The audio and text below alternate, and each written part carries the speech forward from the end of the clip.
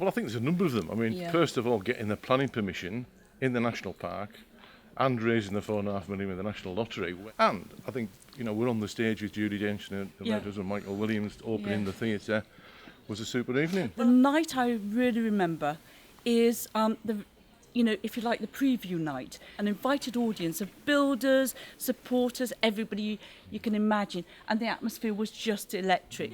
In our memory, it's all highlights. I mean, I think we were sort of thrown together by Robert Wood of Wordsworth Trust. We were directors, and one day stood up in a public meeting in Keswick and appointed us joint chair without really consulting us too well.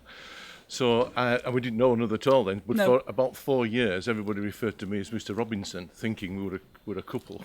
Early on, the staffing were quite inexperienced. Now we've got a highly professional management team, and recently when we were interviewing for an artistic director, it was amazing how well thought of nationally the theatre is, which we couldn't do early on. We were a very novel, new theatre that we worried whether we would survive or not, certainly. Yeah, absolutely. The Blue Box was actually built in 1952. It toured England as a travelling theatre. In 1985 it arrived in Keswick, as it usually does, and the MOT the MOT rules changed, failed its MOT and was marooned in Keswick, and that's what galvanised the people of Keswick to then try to raise the money to build a new theatre. But now I think it's something we always both wanted.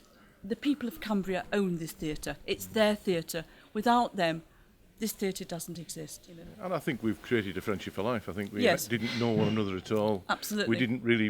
We weren't aspiring to the role. We were elected to the role, probably against our better judgment at the time. But when you get an opportunity to build a theatre in your own community and the places you work, it's a once in a lifetime chance, I think. Yeah. And when you really believe in something, I think you make it happen.